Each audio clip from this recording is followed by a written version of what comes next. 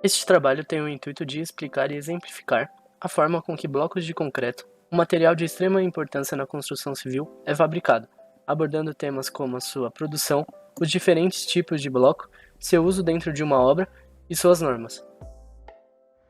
A primeira etapa na confecção do bloco de concreto é a dosagem. É basicamente um estudo que indica proporções e quantidades de cada material a fim de se obter as especificações desejadas para um determinado bloco.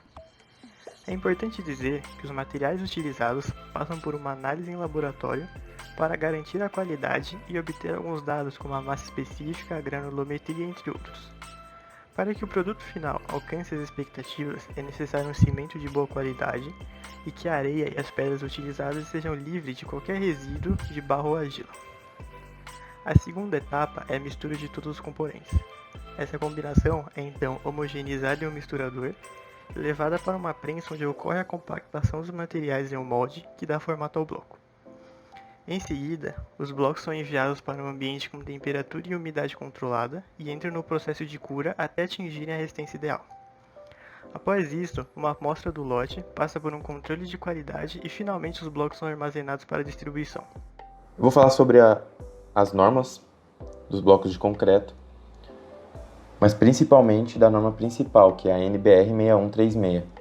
O objetivo da norma é estabelecer requisitos para quando acontecer o recebimento dos blocos vazados de concreto simples, para minimizar os riscos e definir requisitos e definições mínimas que o bloco deve seguir, para minimizar os problemas e blocos de má qualidade.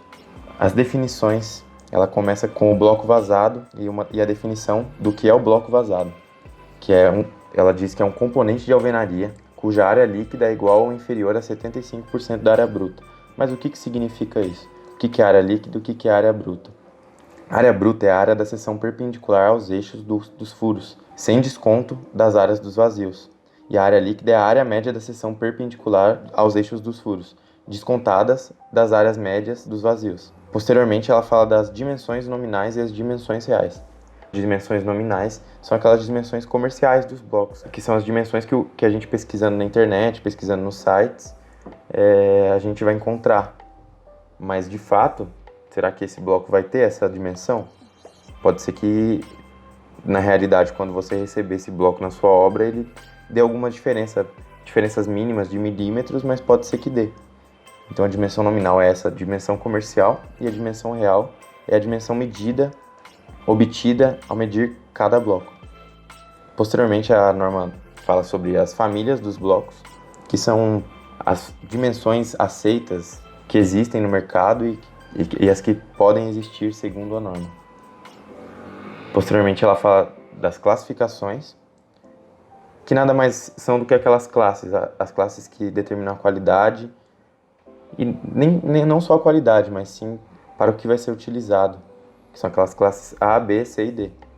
Depois a norma dá uma pincelada nos materiais, que são os materiais que compõem o bloco de concreto, que basicamente devem ser o cimento Portland, ele deve ser feito de cimento Portland, mais agregados e mais água, também sendo permitido o uso de aditivos. E cada um desses insumos, eles também têm que seguir respectivas normas para eles. O cimento Portland tem uma norma específica, a água e os agregados também, e os aditivos também. Depois disso, a norma fala sobre a fabricação, de como deve ser a fabricação, de quais requisitos mínimos depois de sair da fábrica que o bloco deve ter.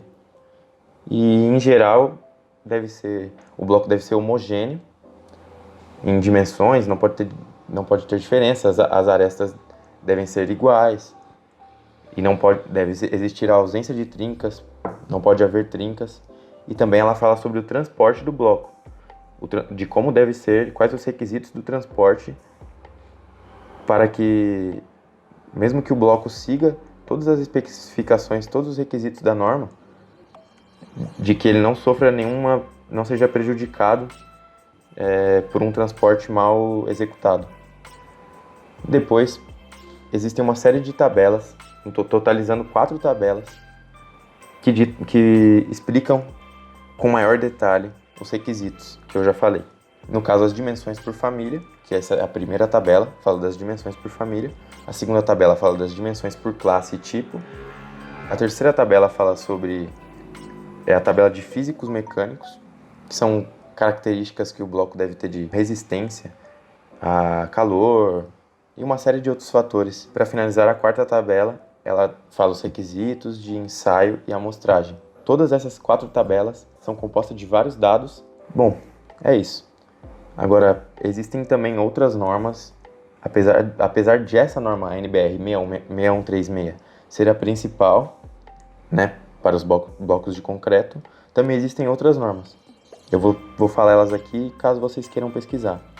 Essas normas são a NBR 12118 e a NBR 13438 e a NBR 13440. Elas são normas, vamos dizer assim, secundárias, mas que também têm uma grande importância. Vou falar um pouquinho sobre os tipos de bloco de concreto e suas funções. O primeiro bloco vai ser o bloco com fundo e ele não tem uma norma da BNT, então ele está em desuso. Só existem muitos desses tipos de bloco porque construtores antigos eles ainda tendem a utilizar técnicas de construção antigas que eles aprenderam. O segundo bloco vai ser o bloco de concreto de vedação.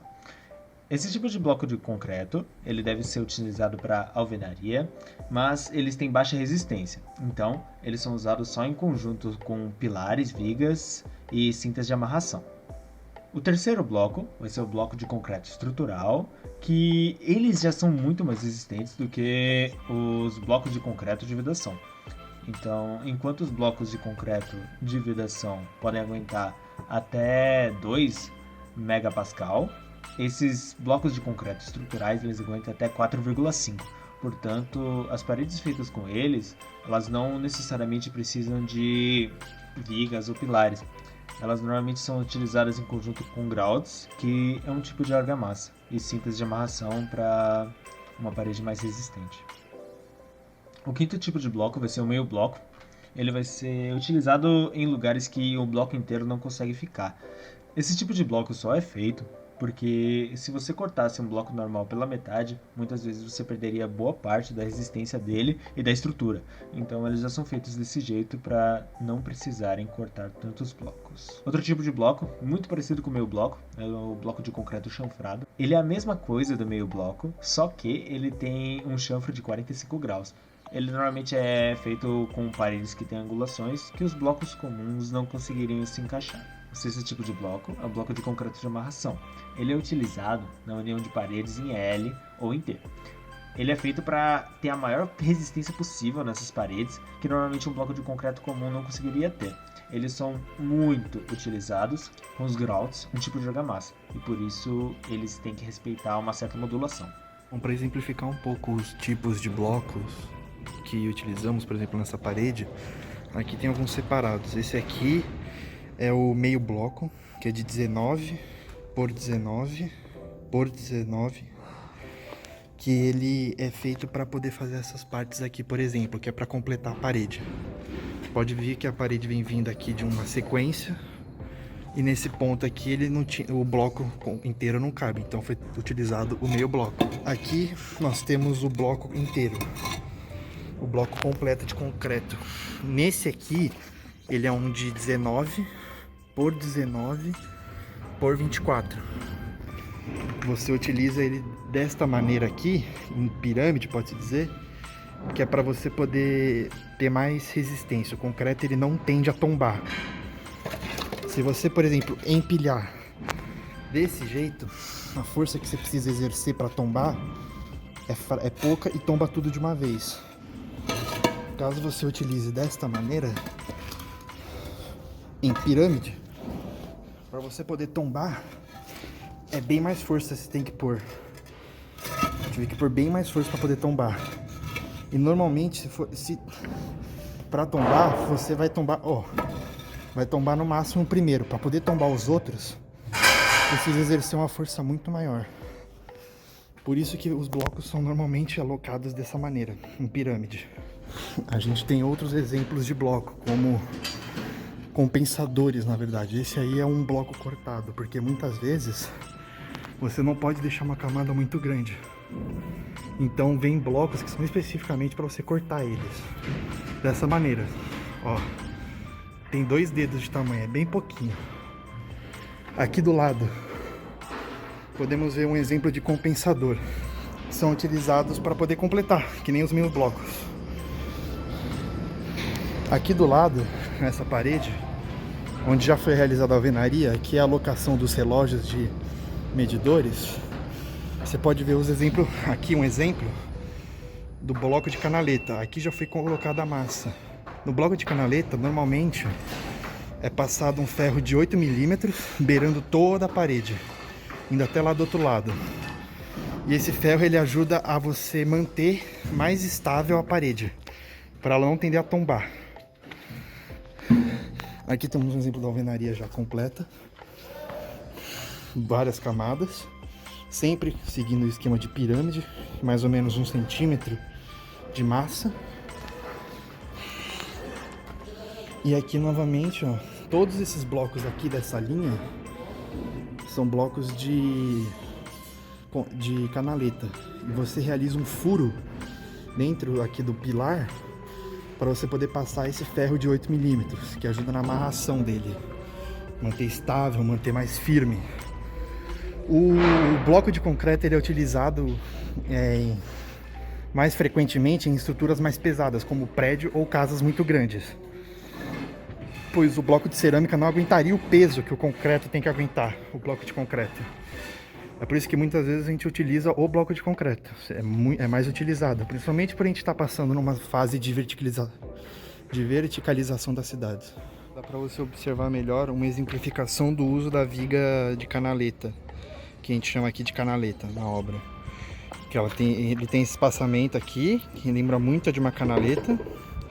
E aqui, ó, você passa esse arame de 8, esse ferro de 8 aqui, para ele vir, ó, desde aqui do pilar, ó, travando todo o muro. Todo o muro da viga. Todo o muro de concreto. Tem que vir. Você, com isso, você não deixa que o concreto ele tombe, tanto pro lado de cá como pro lado de lá. Ele fica bem, ele já tá bem firme, porque ele tá com as camadas de cimento no meio. Mas com isso você dá mais um reforço, porque depois essa parede aqui, a partir de um certo nível, entra na alvenaria estrutural. Então você não vai ter mais paredes e vigas de concreto para poder segurar, que nem isso aqui. Você vai ter vigas de alguns pontos, como o posto de elevador, essas coisas. Então é para isso que entra o bloco com arame, para poder ajudar a segurar toda a armadura. Toda a armadura e toda a construção do prédio em si.